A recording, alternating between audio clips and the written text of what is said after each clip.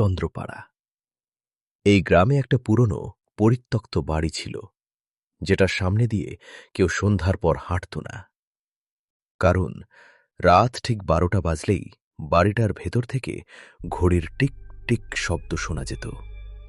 অথচ সেই বাড়িতে কোনো ঘড়ি ছিল না। রাহুল শহর থেকে পড়াশোনা শেষ করে গ্রামে ফিরেছিল। সে এসব গল্পে বিশ্বাস করত না। এক রাতে সাহস করে সে বাড়িটার সামনে দাঁড়াল। ঘড়িতে সময় 11:50।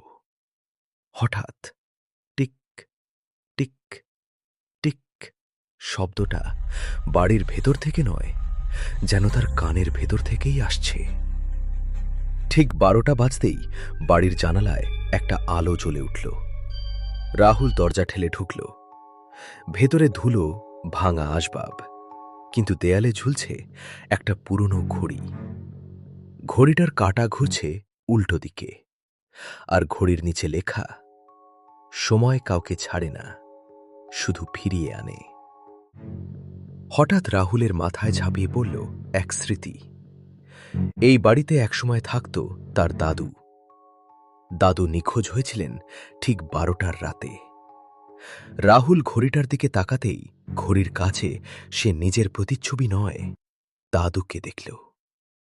দাদু ফিসফিস করে বললেন, যে আমার সময় নিয়েছিল সে এখন আমার জায়গায় থাকবে।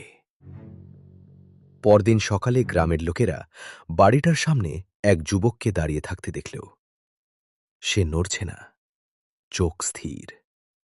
আর বাড়িটার ভেতর থেকে আবার ভেসে আসছে টিক টিক টিক।